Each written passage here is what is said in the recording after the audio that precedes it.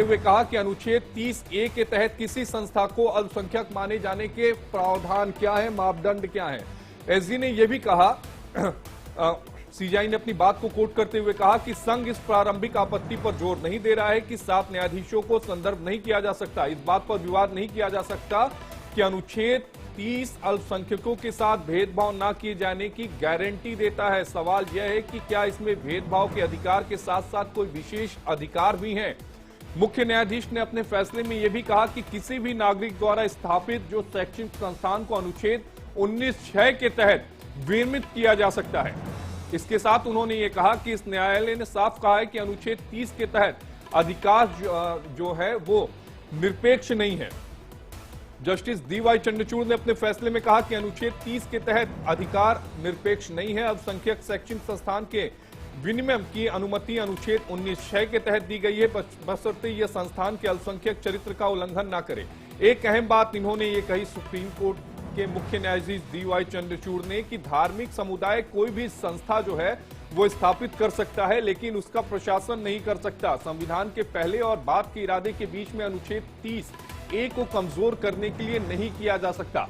दरअसल अनुच्छेद 30A के तहत ही किसी भी यूनिवर्सिटी को अल्पसंख्यक होने की मान्यता देने की बात कही गई है। तो ये बड़ी खबर आपको बता रहे हैं, सीजेआई की अध्यक्षता वाली 7 जजों की बेंच सुनवाई से जुड़ी ये बड़ी जानकारी आपको दे रहे हैं। इसी खबर पर और अधिक जानकारी के साथ मेरे सहयोगी रजनीश हमारे साथ जुड़ चुके हैं। रजनीश, खबर पर क्या कुछ अपडेट?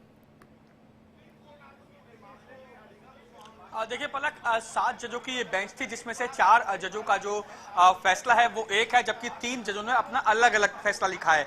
अब जो सुप्रीम कोर्ट के जो मुख्य न्यायाधीश हैं DY चंद्रचूड़ सिंह, वो अपना फैसला जो है वो लिख रहे हैं। उनका ये कहना है कि जो बहुमत है उसके हिसाब से ही फैसला लिखा जा रहा है। इसके अलावा जो तमाम बातें जो आशीष ने बताई, वो तमाम बातें इस समय सुप्रीम कोर्ट में चल रही है। लेकिन सबसे बड़ी बात यह होगी कि क्या किसी यूनिवर्सिटी को धर्म के आधार पर जो अल्पसंख्यक होने का जो है वो अधिकार या मान्यता दी जानी चाहिए या नहीं दी जानी चाहिए, सबसे बड़ा सवाल ये होता है। इसके अलावा इसके अंदर ये भी कहा जाता है कि अगर किसी भी जो संस्था को अगर मान लीजिए कि अल्पसंख्यक जो है यूनिवर्सिटी होने का जो है वो मान्यता नहीं मिलती है, तो OBC SC ST के जो आरक्षण है वो मिलते रहेंगे और वो मिले जाने चाहिए और मिलते रहेंगे।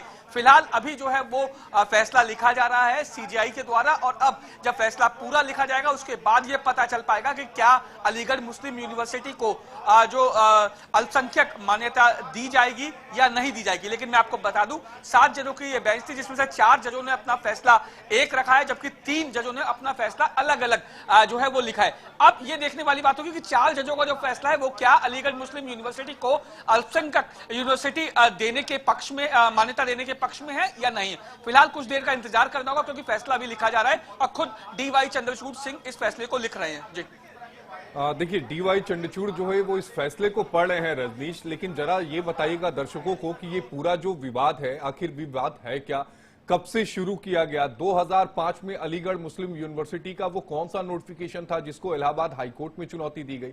जरा इस पर विस्तार से दर्शकों को जानकारी दीजिए।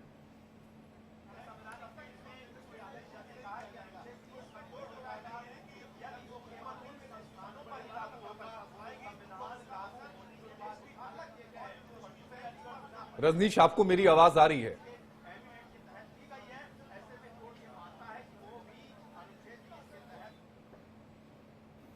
रजनीश, आपको मेरी आवाज आ रही है?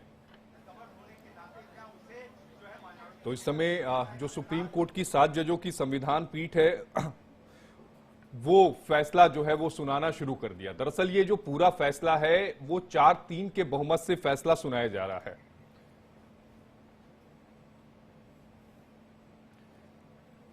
हमारे साथ 2 खास मेहमान जुड़े हुए हैं। दानिश कुरैशी साहब हैं, प्रवक्ता हैं AIMIM के, और सौरभ दुबे हैं, राजनीतिक विश्लेषक हैं।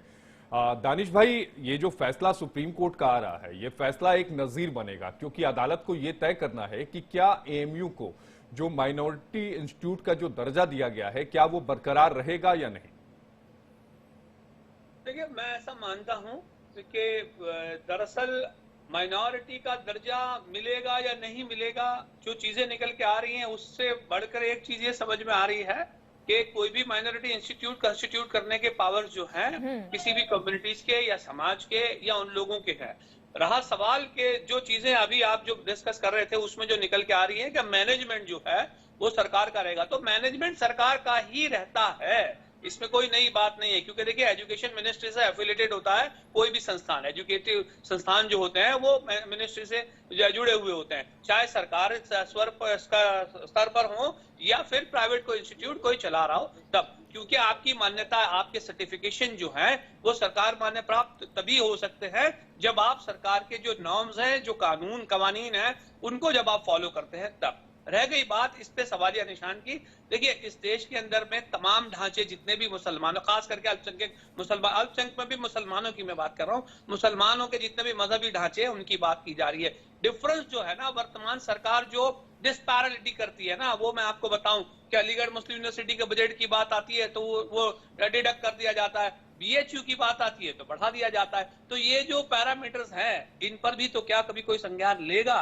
क्या सुप्रीम कोर्ट अपने आप में कुछ लेगा या नहीं लेगा? क्योंकि सवाल यहाँ ये है, रोज सुबह एक नया मोर्चा खोलने के लिए भारतीय जनता पार्टी और वर्तमान में जो केंद्र में सत्ता में बैठे लोग हैं ये सुबह से लेकर शाम तक यही काम कर रहे हैं, चाहे चुनाव हो, चाहे धार्मिक स्थान हो, चाहे रिलीजियस इंस्टीट्यूट हो, चाहे कॉन्स्टिट्यूशनल इंस्टीट्यूट हो, चाहे एजुकेशनल इंस्टीट्यूट हो, इन तमाम में अगर आप पैरेलेटेड करेंगे तो आपको समझ में आ जाएगा कि अल्टीमेटली चाहती क्या है सरकार। ठीक है, मेरे सहयोगी रजनीश भी हमारे साथ जुड़े हुए हैं, उनसे भी अपडेट लेंगे, लेकिन सबसे पहले सौरभ दुबे जी बहुत शुक्रिया जुड़ने के लिए। आपकी प्रतिक्रिया मैं चाहूंगी, क्या आप दानिश जी की बात से सहमत है? देखिए दानिश जी की जो बातें हैं, दानिश जी की बातें की तो कोर्ट कह रहा है, जो तो दानिश जी कह रहे हैं। देखिए ये 57-58 साल लगभग पुराना मामला है, क्योंकि 1965 में जो एएमयू का अल्पसंख्यक दर्जा था उसको खत्म कर दिया गया था, और उसके 2 साल बाद 1967 में जो है वो यूनिवर्सिटी जो है वो सुप्रीम कोर्ट गई थी। उसके बीच में हाई कोर्ट भी गए थे लोग। 2005 में जो फैसला 2006 के अंदर आया 2005 की सुनवाई का, उस फैसले में यही बात कही गई जो भी दानिश जी कह रहे हैं कि भैया आप इंफ्रास्ट्रक्चर बना सकते हो, कोई ढांचा तैयार कर सकते हो स्कूल के लिए, कॉलेज के लिए, लेकिन उसकी जो प्रशासनिक जिम्मेदारी होगी वो प्रशासन जो यूनिवर्सिटी से सरकार के तहत ही चलेगा। सौरभ भाई आपको कुछ पलों के लिए रोकूंगा, इस वक्त एक बड़ी खबर सामने आ रही है। सीजीआई ने अजीत बाशा जो केस था, यानी 1967 में 5 जजों की पीठ ने जो कहा था कि अलीगढ़ मुस्लिम यूनिवर्सिटी अल्पसंख्यक यूनिवर्सिटी नहीं है, उस फैसले को पलट दिया है, ओवर रूल्ड कर दिया है।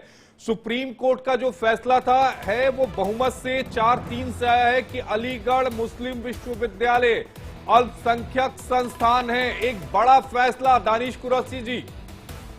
जी मैं वही तो कह रहा था ना, अभी आपको मैं यही कह रहा था कि कोई भी जो एजुकेशनल इंस्टीट्यूट है उस हम सबसे पहले तो इस्तेमाल करते हैं, लेकिन मैं फिर वही कहूंगा कि इस तरीके के इंस्टीट्यूट होना ये चाहिए था कि उत्तर प्रदेश की जो सरकार है अलीगढ़ यूनिवर्सिटी जैसे, बीएचयू यूनिवर्सिटी जैसे या जामिया जैसे इंस्टीट्यूट जो है वो ज्यादा से ज्यादा डेवलप करे, बजाय किसी और संस्थान के बजाय सरकार खुद अपनी जिम्मेदारी करे। लेकिन हो ये रहा है कि उत्तर प्रदेश की सरकार हो या केंद्र की सरकार हो, वो सरकारी संस्थान डेवलप करने के बजाय सबसे पहले तो वो प्राइवेटाइजेशन में बिलीव कर रहे हैं, क्योंकि सरकारी स्कूलें का स्तर अगर आप देखें तो एजुकेशनल लेवल आप देखें तो पूरा अलग है और प्राइवेट सेक्टर को देखेंगे तो अलग है। उसके बावजूद भी अगर रिलीजियस मामलों के अंदर में मुसलमानों का कोई संस्थान है तो उसको निशाना बनाना ये कहीं ना कहीं नजर आ रहा है। मैं फिर कहूंगा कि कल की जो बात थी उस पर आज मैं फिर दोहराऊंगा, कल मदरसे के ऊपर फैसला आया था और आज इस पे एएमयू पे जो फैसला आया है, मैं फिर से रिपीट कर रहा हूं कि चीफ जस्टिस साहब जो हैं इसका संज्ञान लेके इस तरीके के जो पूरे भी मैटर जानबूझकर पेनिट्रेट किए जाते हैं, इसमें दोनों पक्षकारों का क्या बोलते हैं नीचे से लेकर। सौरभ दुबे जी आपकी प्रतिक्रिया चाहूंगी इस फैसले पर। मेरी बात उस समय भी पूरी नहीं हो पाई थी। मैं यही कह रहा हूं कि देखिए उसको अल्पसंख्यक दर्जा मिले या ना मिले, उसका जो हाई कोर्ट का निर्देश था और सुप्रीम कोर्ट का भी निर्देश निश्चित रूप से यही है कि वो चलेगा तो सरकार के माध्यम से ही चलेगा। जो प्रशासनिक व्यवस्था है तो वाइस चांसलर की जो नियुक्ति होती है वो केंद्र सरकार के माध्यम से वहां पे होती है। दानिश जी जो बार बार भाजपा के घुमा के आ रहे हैं, 1965 में उसका दर्जा छीना गया था भाई, 1965 में खत्म किया गया था। उस समय क्या भारतीय जनता पार्टी की सरकार थी? कमाल करते हैं दानिश जी, आपको जबरदस्ती अगर भारतीय जनता पार्टी पे आरोप लगाना, कोई भी बात कर देते हैं। भाई 1967 से मतलब कोर्ट में चल रहा है। हाई कोर्ट ने फैसला जो है उसको अल्पसंख्यक दर्जे के लिए नहीं दिया था, आज सुप्रीम कोर्ट ने दे दिया। तो ये तो चलिए धारा अनुच्छेद जो 30 के अंतर्गत जो मामले आते हैं वो